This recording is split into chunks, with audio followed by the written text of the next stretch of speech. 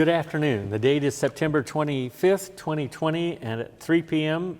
Here, we're in the House Chambers, the Kansas State House here in Topeka, Kansas.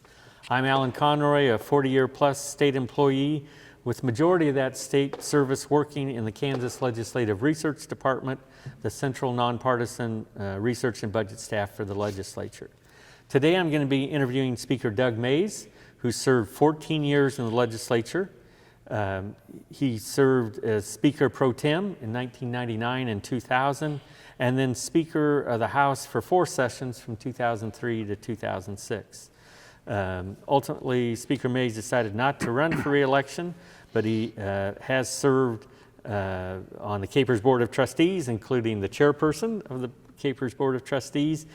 He also had a congressional run. I'm going to be conducting this interview on behalf of the Kansas Oral History Project, Incorporated, a not-for-profit corporation created for the purpose of interviewing legislators. The interviews will be made accessible to researchers and educators, and the interviews are funded in part by a grant from the Humanities Kansas.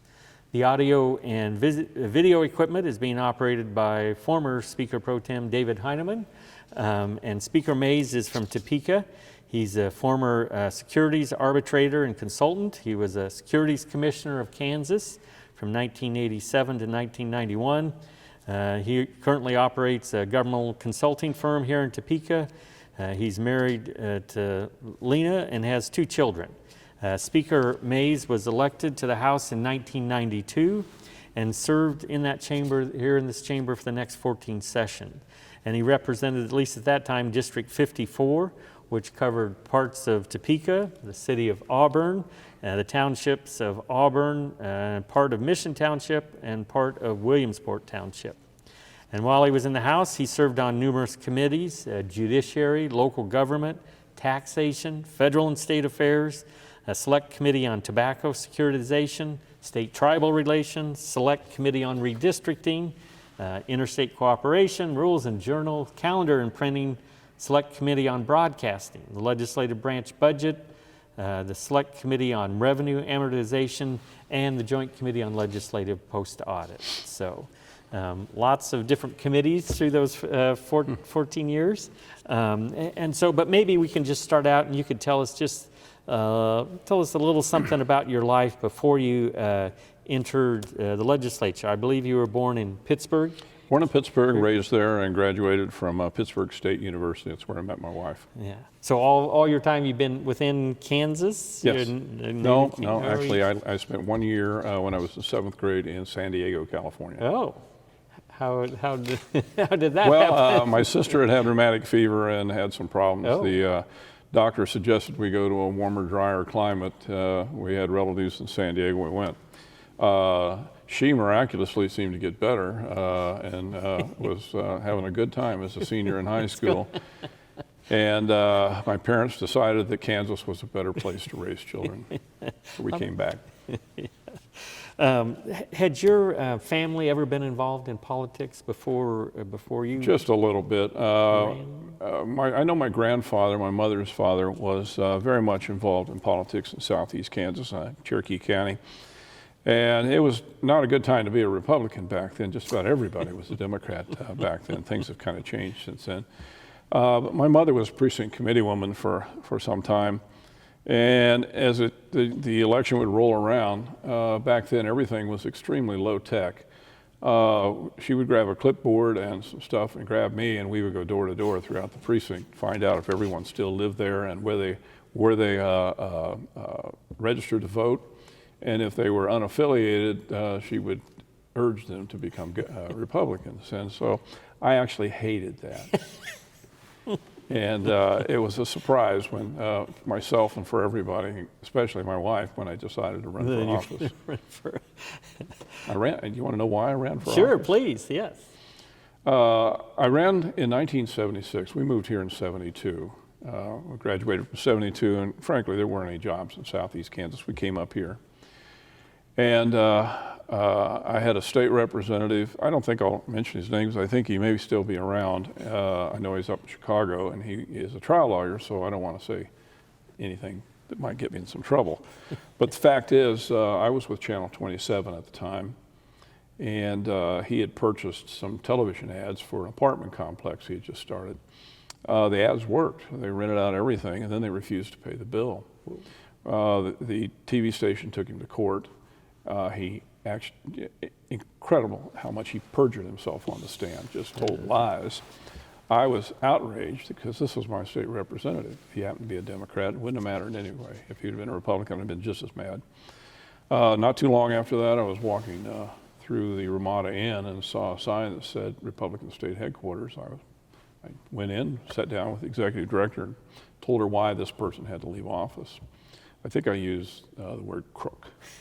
And she said, well, you're a fine-looking young man, why don't you run? I said, yeah, right. And she said, no, I'm dead serious. Let me give you some things. It was a Republican district. Unfortunately, that was right on the tail end of Watergate. Oh. And I didn't know anybody in this town. I'd only been there 2.5 years. I was 25 years old. Went out there, and my wife was expecting our first child. Pretty crazy if you think about it. I worked my tail off. The night before the election, I prayed. And a prayer went something like this: Dear God, if it be your will, I'd like to win, but if not, I'd like to lose big because I kind of like this and I think I'm going to be hooked if I don't lose big. Well, I lost a close one. Oh. Yeah, maybe 2%. It was a crushing defeat. I gave up on politics, and then I stuck around. Bill Bunton, who was one of my mentors, was county chair. He urged me to get involved in the county. I ended up being county chair at 79, did that for 4 years. Then along came city council, brand new city council. I wasn't exactly enamored with being a city councilman. I just thought it'd be cool to put a new government together. So I joined that. We worked on that. 4 years later, I was pretty much bored. Gary Fleener, who was a well-known person here in town, started at the same time I did, and our joke was we not only knew the answers to the questions when people asked them, we knew the questions before they asked them. And so I chose not to run again. By that time, I'd been involved in Mike Hayden's campaign for governor. We were successful. I left the broadcast industry sometime before and was in securities. He made me Securities Commissioner. And I thought, well, that's the end of my career. And then Joan Finney got elected, and of course, it was a gubernatorial appointment. I was out as a Securities Commissioner, and once again, I was bored, and I thought, I'm going to run for the legislature again, and maybe I'll feel better about that loss back in 76, because I really felt bad about that. So I won. I ran against Bill Roy Jr. I saw that. And Actually, Bill Roy Jr. pulled out of the race when I got in. I ran against another lady. Was it Judy Springer? Springer? Was that? Yeah, she ended up being real good friends with my wife. That was the kind of opponent you want. I noticed that first campaign you spent $9,800 for this race, $9,880. Okay. Is that, how much is that in today's dollars? I was going to say, yeah.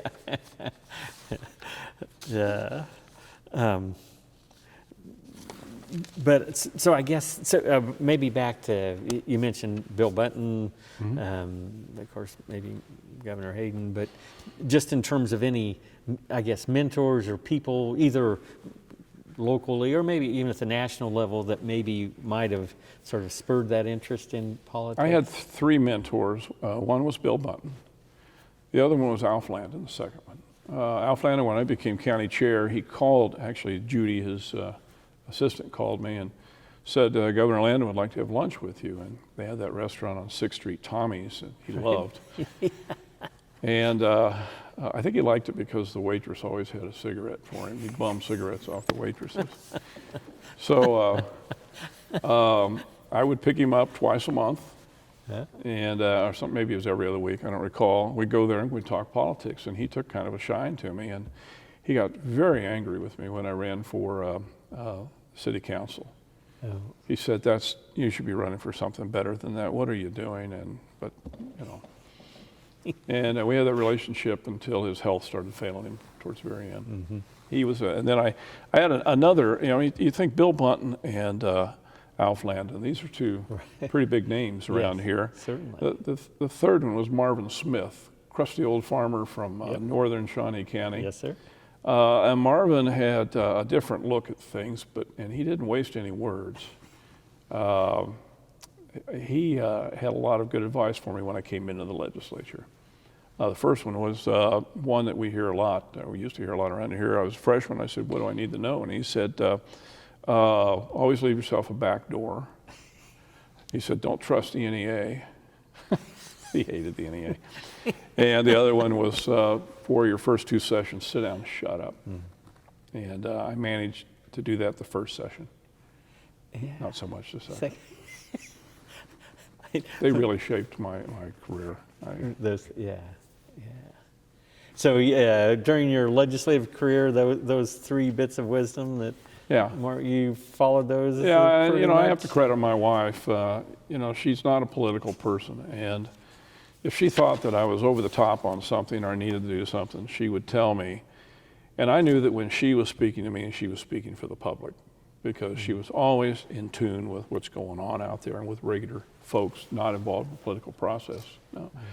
She never really wanted me to get into politics. She cried when I told her I was running for, both times I told her I was running for the State House, but she was very supportive, and she just has to this day a good head on her shoulders when it comes to things like that. Yeah, that's great. So do you remember the first time then you came, so you got elected and you came down to the well maybe to carry a piece of the legislation? Do you remember that by chance? Well, sort of. For some reason, each of the committees, it might have been my second year, I believe it was, I carried 3 bills.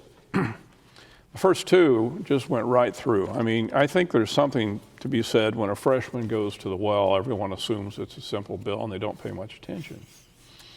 And we had a local government chair, Nancy Brown, and Nancy just had terrible luck getting anything passed. And she had a bill she wanted really bad. And she asked me to stay after. I was on local government committee. She asked me to stay, and she says, "Doug, you may have noticed I can't seem to get anything across the floor.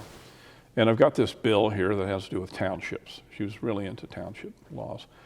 "Can you carry that? And, that would be a big favor." And I said, "Okay, I'll do that, but I need something from you." "What's that?" I said, "We don't talk about reining in unilateral annexation anymore." I'd been on the city council. She goes, "Okay." And that ended that. Yeah. I carried the bill and it passed. That's the one I really remember. Yeah. I noticed in your look through in terms of your career in the legislature, you had 352 with your name on it, bills, resolutions, or concurrent resolutions. Right. And those first 3 years, your name was on 120 bills. Particularly, I think it was like 51 bills the second year. So there must have been lots of things you were willing to tackle. Susan Weigel was my roommate, my office mate, and she would toss these bills over on my desk. "You need to sign this." And I'd look at it and say, "Well, okay." There were 1 or 2 that I wish I hadn't, because I got in a little trouble. I didn't read the bill clearly. I learned that the hard way. But, back then, they circulated a lot of bills with names on it. Not so much today. Today, I would say it's got to be 5%, maybe 1 in every 20 bills that has any names on it, and then maybe a few. But back then, you request a bill from the revisor, and then you shop it around to get people. If you get enough people to sign it, it would probably go. Yeah. Leadership would have to run it. Yeah. Think that was a better process to have those names on it, or maybe not so I think much? it's more meaningful if you have a couple of names on it, 2 or 3, because then you can really understand, and you know who to go talk to. And of course, the main sponsors of the bills were the first names. But I don't know, they could still do it if they wanted to, they just don't. They just don't, yeah. Some of those committees, I think, I mentioned that you served on: tax, Fed and State Affairs, redistricting, post-audit. I mean, some pretty interesting and key committees? I loved tax because it was something different every day. And when I was on Fed and State, it was kind of the same. I ended up chairing Fed and State. Yeah. I called it the, Gun, Booze, Gambling, and Abortion Committee. Because we got all the bills that no other committee wanted or that didn't fit in another committee. And so you never knew what was coming up in there. Yeah. And they were tough issues. Tax, though, was probably my favorite. Any particular issue on either tax or maybe federal and state affairs that really kind of percolates up that was maybe a big issue, tough issue? Well, as chair of Fed and State, as a member of Fed and State, and I was a member when I was pro tem, and I wasn't expected to go to committee all that often. And they needed me, they'd come get me, and I'd go down. But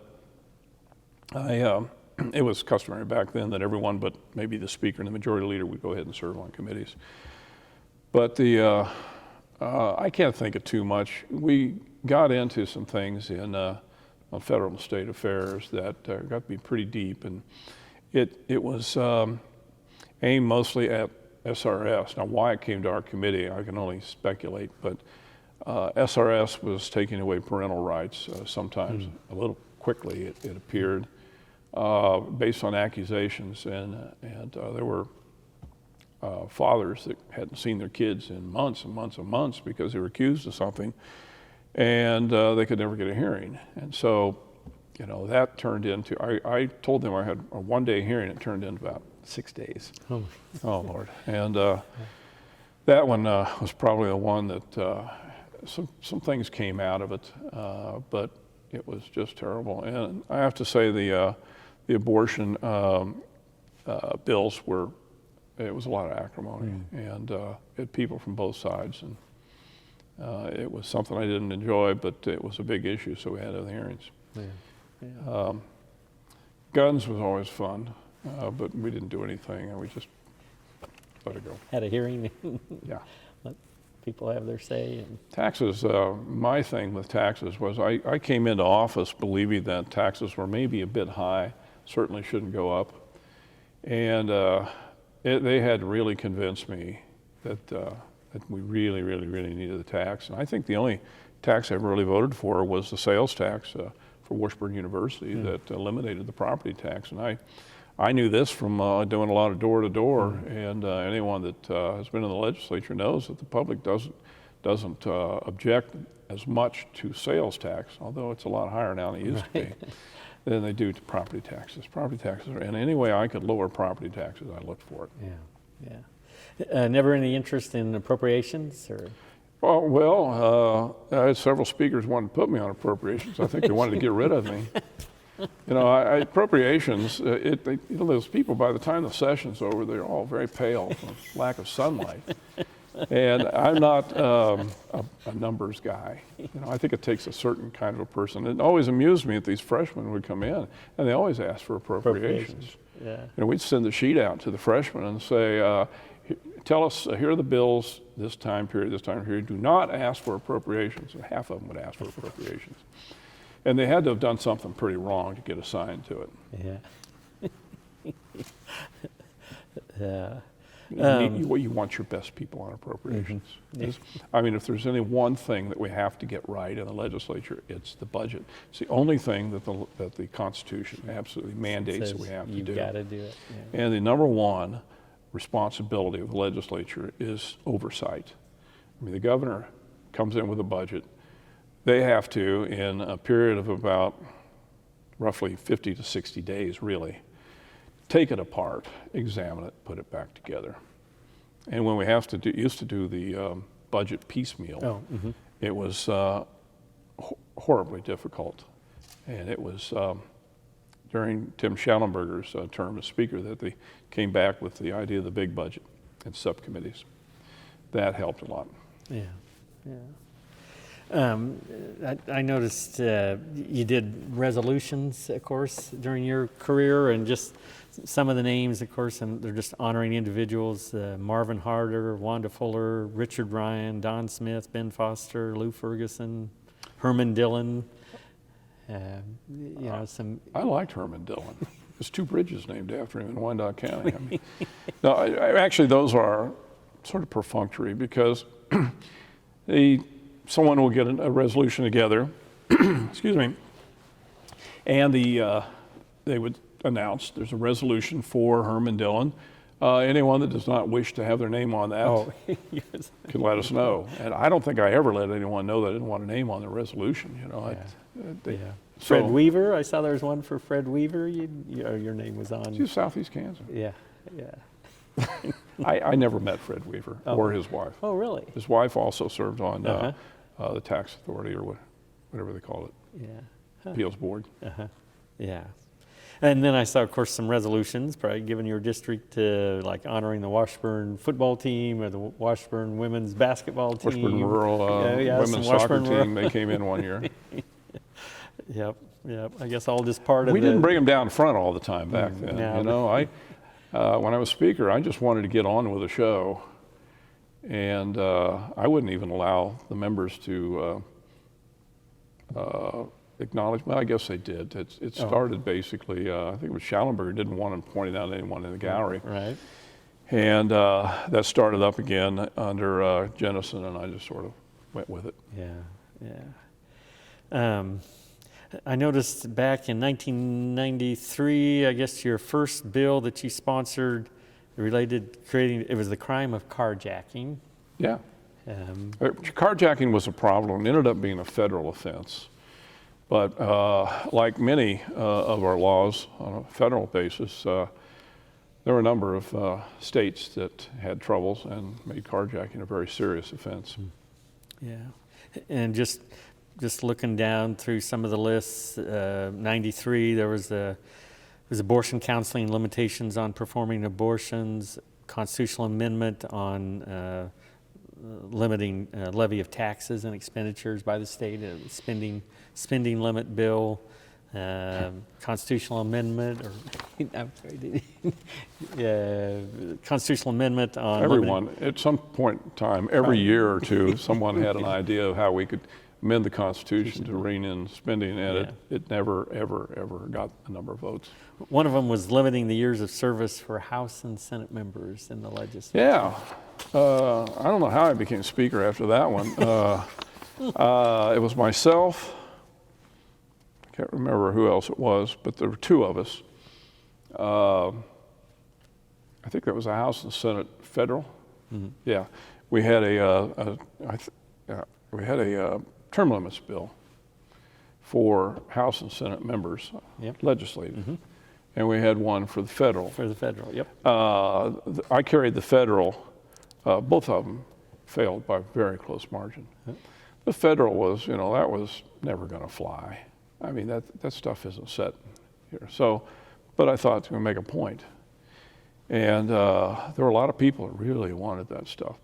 Now, I will tell you, when we had a committee, what it called for was, and I was pushing real hard for the state legislature. Mm-hmm. There was a meeting, and the guy flies in from Washington from the Term Limits of America group or whatever. Mm-hmm. Right. He comes in to the meeting, he was going to testify. He looks at the bill and sees that I had a 12-year limit. And he just got up, walked out, got on the plane, and went home. They wanted 4 to 6 years. Oh. And that wouldn't work. Yeah. Yeah. So it was an exercise in futility, and got a few people off my back. Let's see. Of course, several you mentioned: property taxation, appeals, burden of proof, income tax deduction for healthcare insurance premiums, sales tax exemption for certain foods, sales tax exemption for zoos. Is one of them. That one I don't remember. 98, here's one, memorializing Congress to sunset the IRS code. That one must have come out of Wichita. But child I don't income- remember that. I mean, honestly, you know. Yeah, well, that was 1998. So it was, but sales tax rate decrease on food, senior pharmacy assistance program, Yeah, I like that one. Grandparents as Foster Parents Act. That was an important one because SRS at one time, I think they made the assumption that if the parents were bad parents, then the grandparents.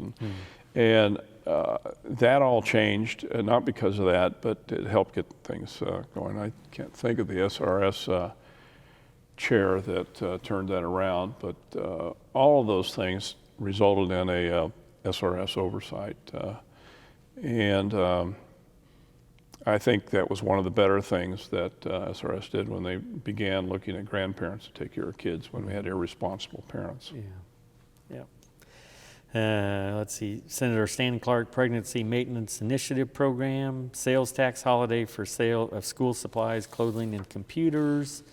You know, so you look back over those 300 and some plus bills, certainly, I mean, tax, fiscal control, social service reform, education, pro-life, I think all kind of were themes, and at least things that you got your name on one way or another. Yeah, well, I wouldn't have signed them if I didn't think it looked like a pretty good idea. But I would tell you, the longer I was in and the higher I went in leadership, the more discerning I was as to what I would sign, because then people begin to look at it and say, oh, this is what leadership wants, and they should make their mind up themselves on that. So I don't think I signed anything when I was speaker. I was going to say that it seemed like, yeah, those when you were speaker, the number, I mean, most of them were like, you know, functional, you know, organization and seating and those kinds of things. The ones I was proudest of was changing the way we fund Washburn. There was a bill that we sort of inherited because one of the senior members of the legislature left it, and that was a bill that allowed the cities to designate certain portions of their community as blighted. And then it set up a mechanism whereby if you built a house or improved a house, and I don't remember if it included commercial too, then the additional value that the appraiser would set for that house, you would not be taxed on that. You would get that money back, the increase, in the form of a rebate. And that made some real difference. And then we had one too that allowed local governments to rezone large swaths of land within the city. We had an absolute mess in Topeka. Everything north of the river was industrial. Yes. And so you had real live neighborhoods up there, and if someone wanted to put a factory right in the middle of it, they could. So those were two things that I was proud of. Yeah, that. And just kind of reflecting back over those 14 years, driving issues in those sessions, was it usually tax? Was it education? Was it the budget? Was it gaming? Well, the budget is always a big thing, and gaming, at that time I opposed gaming. However, you know, if they had the votes bring it out of committee, they probably had the votes to bring it above the line, and there were some very close votes, and I got in trouble with a portion of my caucus because I would not go to extraordinary measures to stop a vote on something. And I remember one or two of the members in committee, really, in a caucus, really pretty hot-headed with me, and accused me of, well, things that weren't true. And it failed when the vote came. So, you know, I kind of wondered what was all the hubbub about. But the truth is,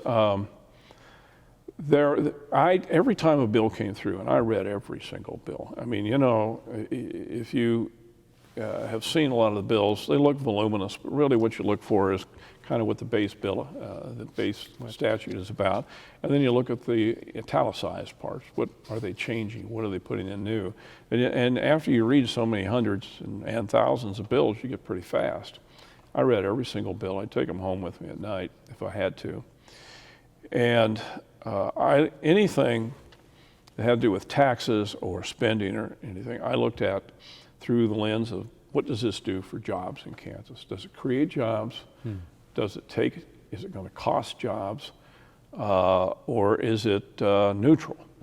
And if it was going to cost us jobs, then I would generally find a way to fix it or oppose it. Yeah. And just that process, particularly when you were speaker, allowing, I guess, in some ways for the issues to navigate through the process rather than, Well, anyone that some of knows your the rules- predecessors sometimes can. That wasn't my style. Yeah. I believed in the process. I believed that as speaker, I was the keeper, the protector of the process. I also never believed that just because someone was in a different party or had a different philosophy, that there was something wrong with them, that they were bad people, or that they had motivations that were not pure.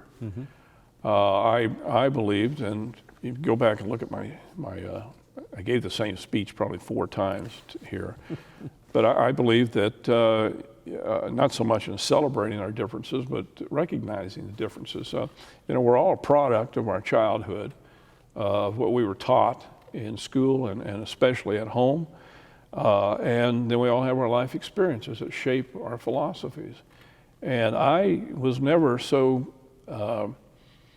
ignorant or stupid as to believe that my philosophy was the best. I know that not to be true because through the years I had made course corrections based on things I learned and were convinced that I was wrong on some things. So I believed that the process for the most part had to work. The only time I would really step in and try to shut things down was when I saw a foolish bill coming out of some committee that was going to tie us in knots and furnish all kinds of postcard material for the next campaign. And you get, after you've been here a while, you know what's going to pass and what's not. And I'll give you one good example. There was something that came out of Colorado that, I can't remember what it was called, but if the revenues went up a certain amount or based on the population, it controlled the amount of taxation and the amount of spending and everything, and it really looked good on paper. But in fact, it did fail years later, and they had to repeal it. But that was all the hot thing. And I had 1 or 2 people here that just had to have it. And it ran once and failed big time. And I had one state rep from Wichita who became convinced, the state chamber convinced her to run it again. And they pressured me. And finally I told the chamber, I said, all right, I'll run it. But I said, I can tell you right now exactly what will happen. They said, no, it'll pass.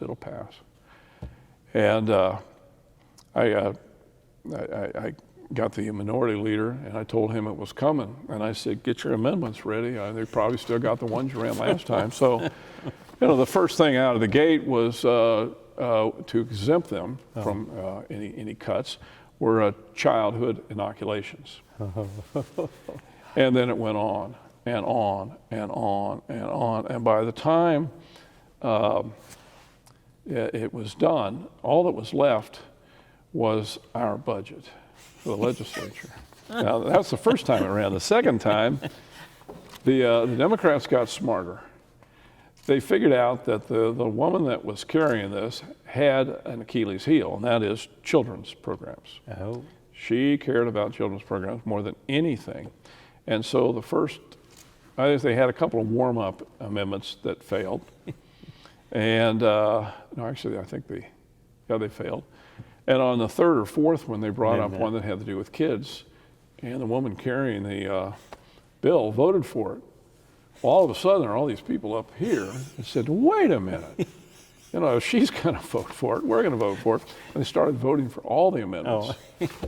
And that's when I went to the mic that time, and I said, I think this needs to go back to committee.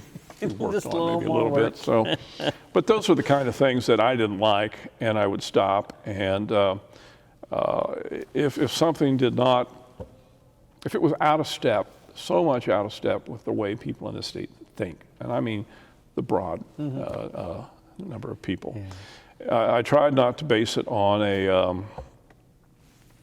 location or anything, because every part of the state thinks it's victimized by the other parts of the state. In Johnson County, everybody's out to get them. I grew up in southeast Kansas, and we thought everybody hated us. Of course, it was true. And then, you know, western Kansas thinks that way, and Wichita thinks it's because they're successful that nobody likes them. So, you know, I figure there must be one county somewhere that thinks everyone loves them. But I do want to say, before we get too far down, that I owe a lot of my success to bring some civility to the House, and we did. We knew we had a problem coming in. I had a Republican caucus that was divided 4 different ways. Wow. I had 3 distinct groups of conservatives. They all hated each other. Right. And I had the moderates.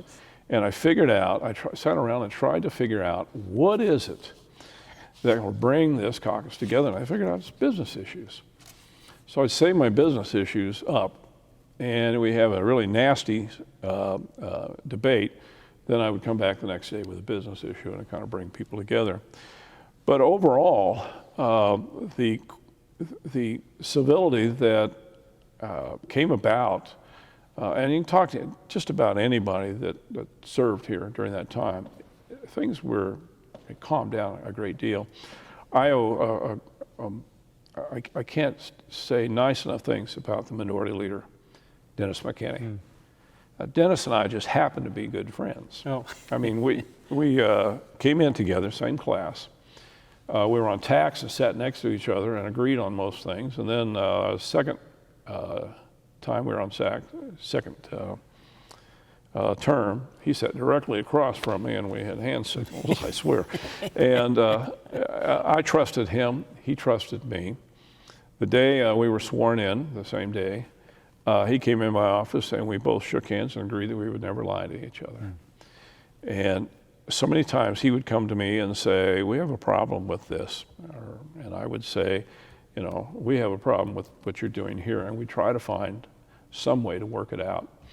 And we went beyond that without even planning it. You know, the body needed to see that the 2 leaders of the caucuses got along.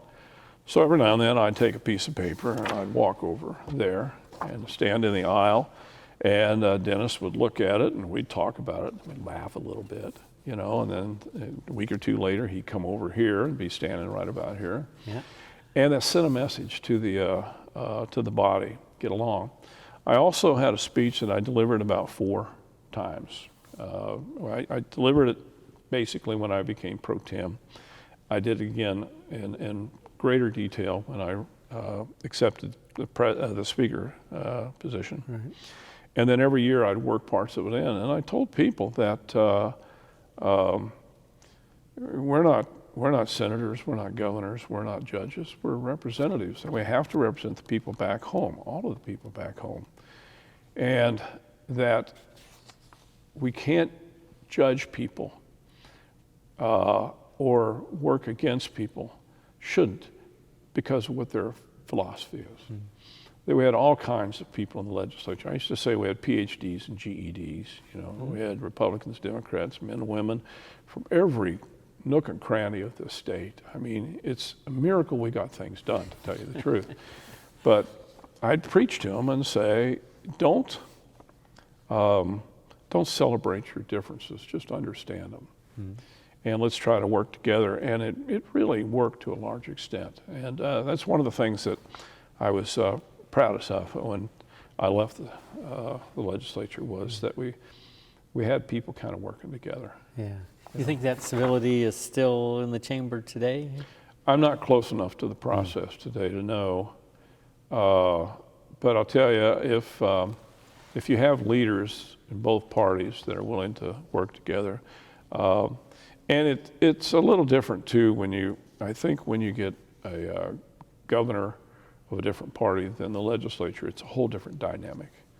I had Kathleen Sebelius, and fortunately I knew Kathleen Sebelius pretty well. I mean, I wouldn't call her like a close friend. I mean, we never had each other over at each other's house for dinner, although she did invite me up to Cedar Crest for breakfast one time. There you go.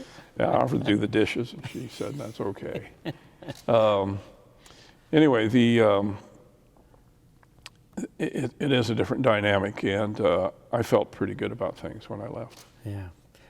When you were elected speaker in 2003, I guess for the 2003 session, you had 40 votes. 21 votes for That's Kenny exactly the Wilk. number I needed. Yeah, and then 18 for Mike O'Neill. Kenny Wilk was Kenny there Wilk. too. Yep, that's right. He had You know, I beat those two guys when I ran for pro tem, and then I won against the same two guys. same two guys. Yeah, and you must have felt pretty good about the votes going into that when they voted that day for the organizational I meeting? thought I had 40. The truth is, and I tell anyone that runs for leadership, always go out there and get about 10% more votes that you need lined up, because you're never going to get all of them. I thought I had 44 votes, and I had 40. 40. And it's just the way it works. You know, people are people. Yeah. And some people can't say no. So you go out and ask them for a vote, and they say, sure, yeah, I'll vote for you. And something maybe happens down the road or whatever, but they change their mind. Yeah. It didn't bother me. Yeah. Special session in 2005 over school funding. Yeah, that was the worst part of my whole political career. My wife says I should write a book, and I just say, who the hell would read it? You know, it was awful. I enjoyed every day that I was in the legislature, but those 2 weeks in special session, it was just a living hell for me. Yeah. And I don't blame it all on the legislature. I don't blame it on the governor. I blame it on the Supreme Court.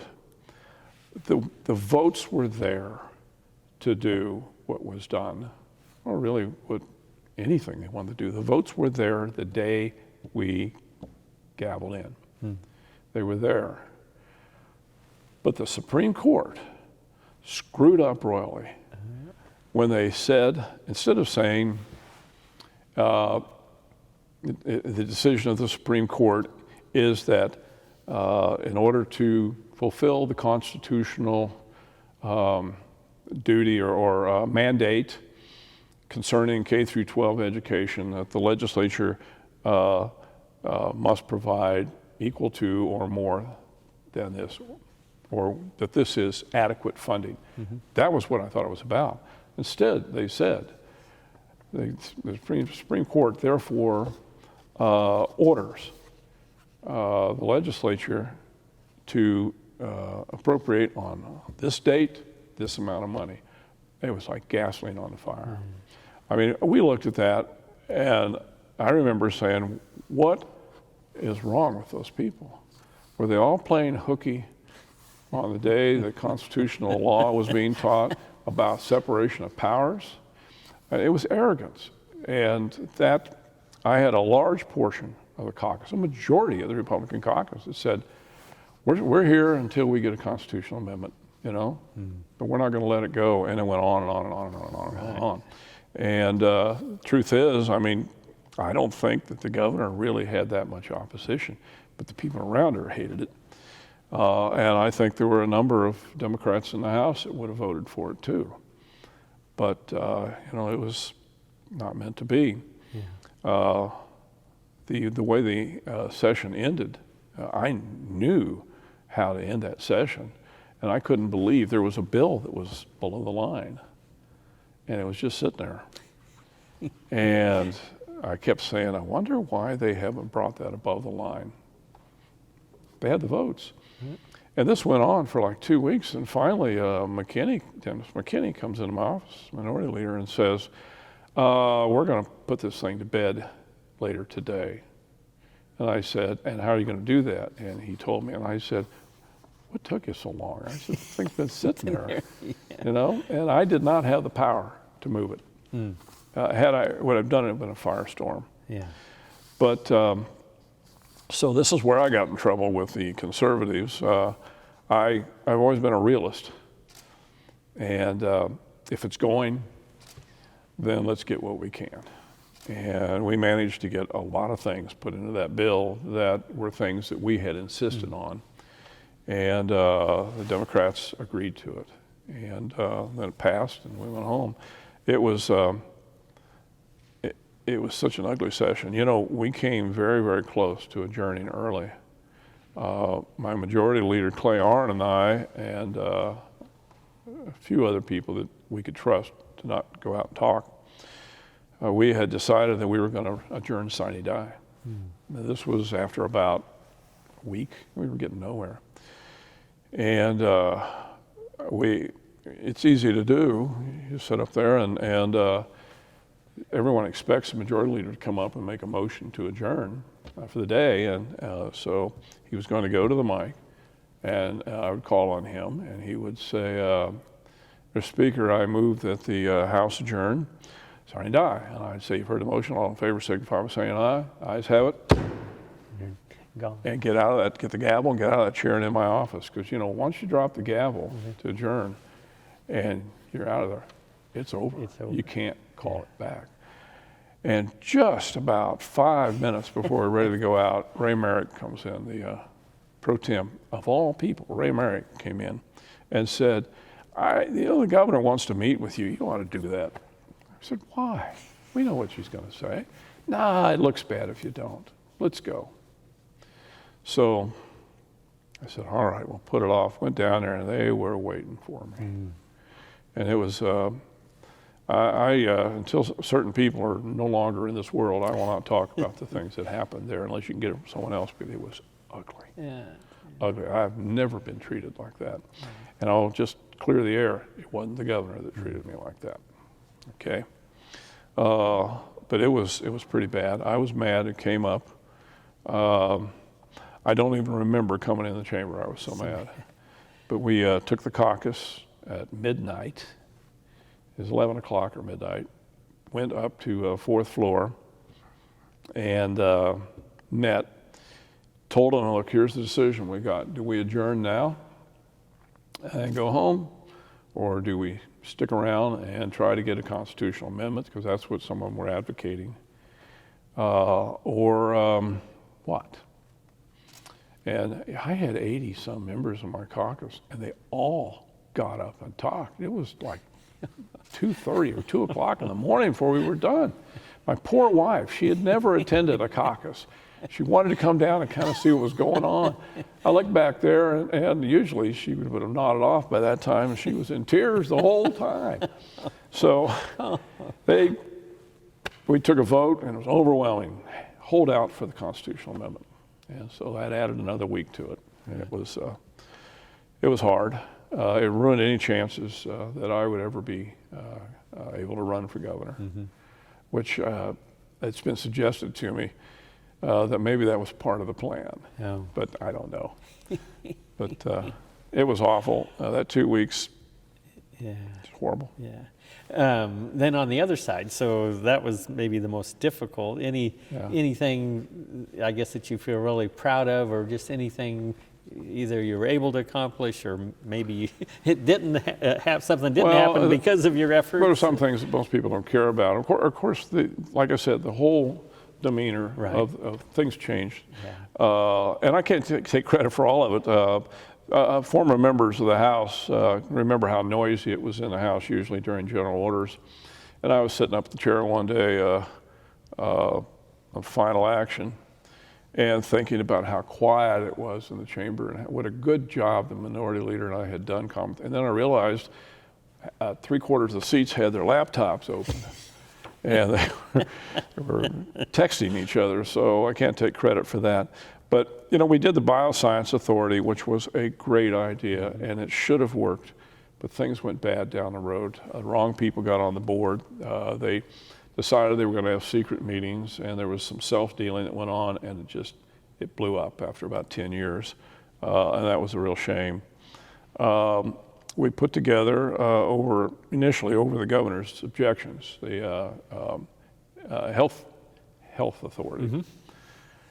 And that was, again, another separation of powers. She kind of mishandled it. And she didn't really talk to us about it ahead of time.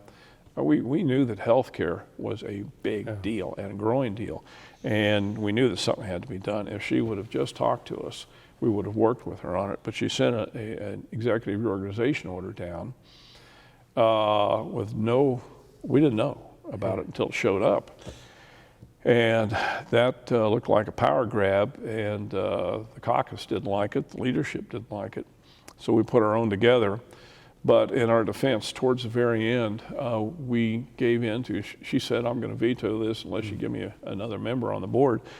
So we gave her another member, which meant that with the minority leaders, both houses, and I think she had 3 votes then, she had a control of it, which didn't bother me near as much as others, because I've always thought that the legislature has no business deciding the boards on the organizations or committees or task forces or anything that is permanently in statute. So it didn't bother me. But that was a big one, I think, and I have to think they've had some good effect. We did not raise taxes in the 4 years I was here, which I took to be a major accomplishment, because taxes went up almost every year prior to that, that I was in the legislature. But I would say that's maybe it. Well, the Washburn thing. Sure. I did notice in 2006, again, it was school funding and the litigation, that you got in trouble with your wife over a comment you made about, I think, Alan Roop. Yes, Alan Roop. Well, Alan Roop, for the record, Alan Roop was the attorney that, for some school districts, that brought the litigation, brought the lawsuit that led us to the special session of '05. Special session of '05 was about the amount of money. The issue in '06 was who got it. Who got it? And Johnson County put the full court press on. And I really just sort of stepped back and just put together like a special committee. And they were all working together, and the Senate was involved and everything. And it just, I remember the minority leader, Dennis McKinney, coming in, and he was upset because he says, every time we get a deal, these guys come back and say, we want more. We want more. I want more. And that happened about 3 times. And McKinney was just about ready. I mean, Dennis is a great guy, but he does have a temper. And he had it. And I said, okay, I guess, it's up to you and me to figure out what's going to happen then. I said, look, what do you want? He says, I want to take care of rural schools. We can't send all of our money to, the Northeast. I said, all right, put together a formula that helps your schools. He says, do you want anything? I said, well, why don't you take care of Wichita and see that they get what they need? Because if Wichita gets what they need, Topeka will get, we operate about the same formula. And I said, there are other cities that will too.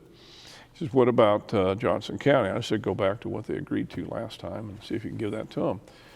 And he did it. And kind of a funny story, side story. I said, when do you think you get it done? He said, we'll work on it this afternoon. I'll call you. So my wife and I were at dinner at one of the hamburger joints here in town about 9 o'clock, 8 o'clock and that night. And he says, hey, I got this for you. I want to show it to you. I said, all right, where are you? And he said, I'm at the bowling alley on Huntoon. I said, okay. So I walk into the bowling alley, and there was not too many people bowling. It was like 9:30.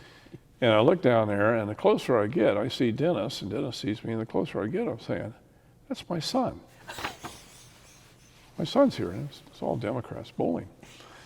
And he was bowling with Tara Gillum, who was the governor's appointment secretary, or scheduler, I guess. Yeah. And, oh boy, see, I wasn't supposed to know about that. And she was trying to keep a secret from the governor, too, which the governor had her ways of finding these things out. But Aaron, I think he wanted to leave right then. He didn't know what to do. So we went down at the end, and we sat down on a piece of paper written in pencil, the formula. And that's what passed. Wow. And in a bowling alley. Picked up a daughter-in-law and solved the school finance all at the same time. You mentioned Sebelius. Of course, you would have worked during your time, Finney and Graves as well. I mean, not I a speaker, had almost no relationship with Graves because Graves hated the legislature. His thing he used to say was, my favorite day of the year is when the legislature adjourns and goes home. But by and large, I think he was an okay governor. Finney, she was different than anybody, and they were wanting to close the, I guess it was the mental institution system here in town. And I got, the whole delegation was worked up about that, sure. including Sebelius. And I went up to the mic, I think it was a freshman. I went up to the mic and got real excited. Kind of beat on the podium a little bit and said, what is wrong with our governor? Our governor, I mean, this is an administrative thing, and she punts to let us in here to try to figure out what's going to happen in Topeka.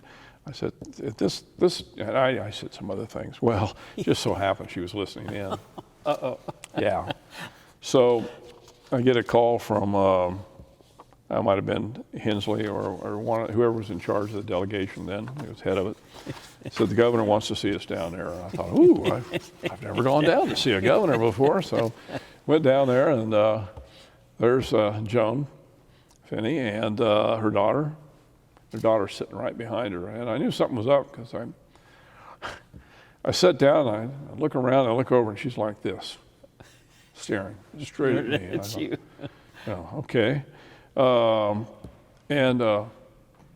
Governor Finney says, well, you all were talking about the bill such and such yesterday. And everybody nodded her head. She says, Representative Mays, I just sort of jumped. She says, you said some things about me that were regrettable. What do you have to say for yourself? I said, well, Governor, and see, I work for Mike Hayden, and you'll understand this if you knew I said, here I am, Governor, woodshed me. And she started laughing. And her daughter goes, yeah, okay, just don't do it again. So that was my one and only visit with Governor Finney. I did see her in a grocery store about 2 months before she passed away. Oh, yeah. She remembered my name. Yeah, I bet she did. Governor Sebelius, I think it was a good relationship. You know, we knew each other before when I was on the city council. Right. I served with Vic Miller and some others, and we would grab the reporter that handled after almost every city council meeting. We'd head to Coach's Corner, a bar, or to the Reunion over what used to be a Holiday Inn here in town, the Reunion Bar. We'd go there and have a beer. And of course, that's why we brought a reporter with us, because technically we were violating some laws. But he would call up Kathleen, she'd come over, and that's where I got to know her. So, and then she served in the legislature while I was Securities Commissioner. And one term after I was here. My first term was her last term. So, you know, we had what I'd say was a nodding acquaintance. I always admired her intellect, her ability to speak, and I also knew she was a very, very astute politician. Very astute. I mean, how do you go from being a lobbyist to a legislator, you know, you're a minority whip, to being insurance commissioner and then becoming governor? I mean, that's quite a feat, and she did it. So we talked quite a bit, and it was always different when the staff wasn't around. When the staff was around, it's Doug and Kathleen. And it took her a long time to figure out, maybe a year to figure out that she would pitch things to me. And something I never could tell anyone no exactly. I'd say, let me think about it. And finally one day she was pitching me something, and she had this, I remember she had this bracelet on with all kinds of stuff on it. And she's standing there and she says, so what do you think? And I said, let me think about it. She goes, you know, whatever it was, hit the table, made a big noise, and she says, thanks for coming in. Yeah. She was, I think, a very successful governor. Yeah. During, I guess, your 14 years in the legislature, were there any big changes in how it worked, or did the process? Yeah, and I guess this was one of the things I was proud of. But I looked at the way we put bills together the way we did, the clippings. We had the ladies that would yes. clip all the newspapers and then Xerox them and bring them out, and all these things bothered me because we were now in the third millennium. It was past 2000, and we were still doing things the way we did 100 years ago. And so I was lucky. I had a president of the Senate who was willing to go along with it. I can tell you that the Secretary of the Senate and the Clerk of the House was not happy. But I insisted that we begin looking at electronic progress in that area. I knew that the web was around. It wasn't near what it is today, and certainly wasn't fast like it is today. So I was chair of LLC, or LCC, and I brought it up. The president went along with it. Some of the others went along with it, and we got a guy named Hyman that I can't remember his first name. That was kind of a visionary sort of a guy, and he came in. They put it together, and we got it going down the road. It's taken years to get it where it is now, but I think it's working very well. And I thought that if we had a good high-tech system, it would shorten a session. It would make the process much more transparent. One thing I couldn't guarantee is it would save money, and it didn't. It cost money. Right. So that was, I felt really good about that. Things were changing. We also, and I have to thank my majority leader, Clay Arn, we shortened the session by quite a bit. We had our first 3 sessions when I was Speaker were the shortest since they changed the Constitution, 72 or 74. And we did that by tightening up the deadlines, and I think they're even tighter now than they were then, but it had a good effect. We could get out in sometimes that was around 80 days instead of 90. Right, yeah. Okay, this is the question I think I'd mentioned, so I'm going to read you a question here and ask your thoughts on it. It's about personal identity. Personal identity is loosely defined as gender, age, race, class, sexual or gender orientation, marital status. Did you experience times during your time in the legislature where you believe your personal identity influenced your ability to pass policy, work with fellow legislators, or provide constituent services? And then maybe the follow-up, were you ever given committee assignments or tasks that you believe were functions of your personal identity, or maybe even your political, philosophical outlook, whether it's conservative, moderate? I don't think so. My philosophical outlook was, with the exception of the first speaker, which I wasn't sure really at that time maybe what my personal philosophy was. It takes a while to figure out certain things. I mean, you walk in and you got a white light, which is if you want to go talk, you got a red and a green button. You figure out pretty quick where you stand on things. But and as a freshman, they don't know what to do with you anyway. They put you where. And I had really good committee assignments that first 2 years.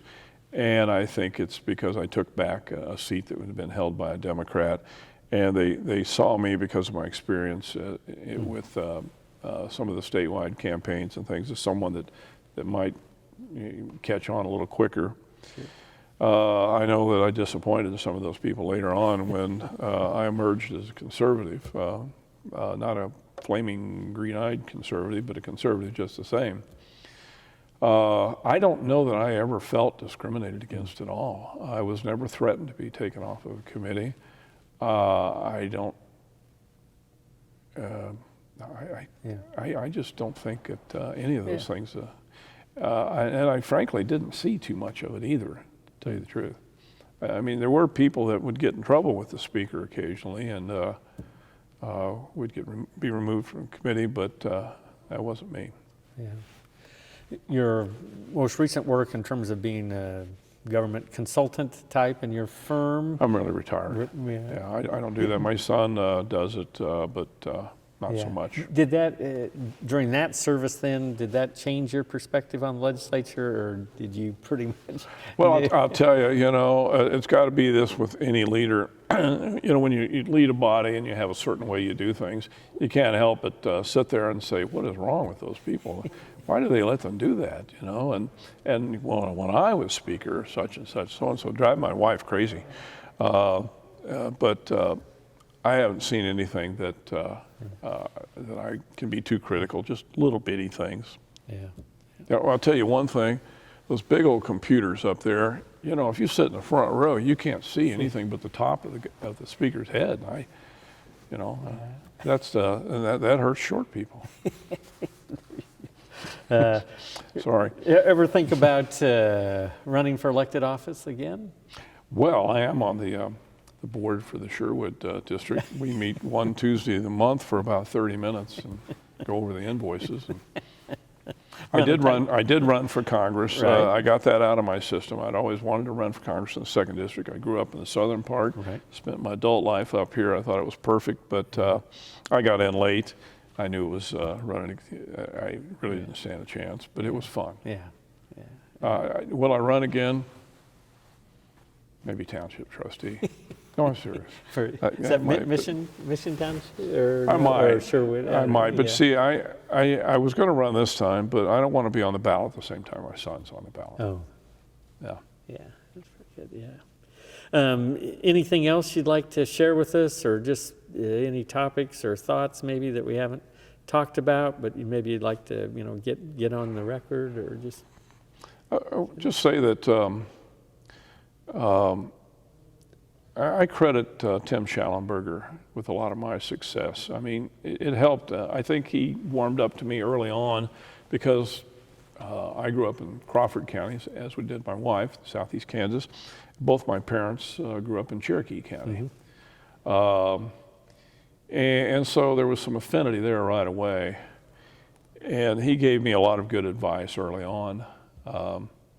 And Tim's not the kind of guy to come to you and say, let me tell you something, you know, but if you go to him, and he was pretty wise, and then he became speaker my second term in the legislature. Mm-hmm. He made me rules chair.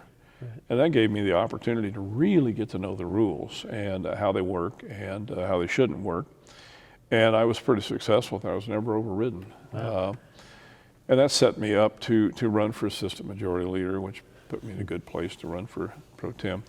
But even as assistant majority leader, he had me in his office all the time. Every meeting he included me in. So I got a chance to see how Tim Schallenberger worked. Mm-hmm. Kent Glasscock, I ran for speaker. Kent Glasscock beat me. We had, I can't remember, it was maybe four votes, 3 or 4. And on the fourth one, vote switched. Either one vote switched or it went like this, you know, several votes. But and he beat me. I was as gracious as I could be in the loss, and why wouldn't I be? He didn't say anything bad about me. I didn't say anything bad about him. But he came to my office. I told him I was going to leave the legislature, and he talked me into staying. Wow. And he said, I need you to help me. I think Kent, who's a wonderful human being, did not understand how conservatives think. And he relied on me to kind of help him. And I helped him in every way I could to be a successful speaker. And I think he was successful in a very tough time. The session of 2002, right after 9/11, was horrendous. Yeah.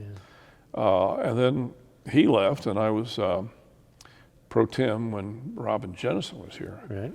And so I got to see how Robin Jennison worked. So 3 different speakers, 3 different ways of doing things. And I learned so much that, but it all started with Tim Schallenberger. Tim Schallenberger, yeah, neat. Well, thank you very much for your time today and sharing your thoughts. I think it's very, very helpful. Appreciate your openness. I did ask, when you mentioned Speaker Schallenberger, the one question I finished up with him, and given your Southeast Kansas roots, Chicken Annie's or Chicken Mary's? Do you have a preference? Mary's. Chicken Mary's, okay. All right. The rest probably don't understand that, but when you grow up down there were 2 chicken restaurants, both by the widows of miners Miners, yeah. in a little town called Yale, and I mean a little town called Yale. And they both served fried chicken and a lot of garlic on the chicken. I loved it. And in that town, it was like Republican and Democrat. It was like Chevy and Ford.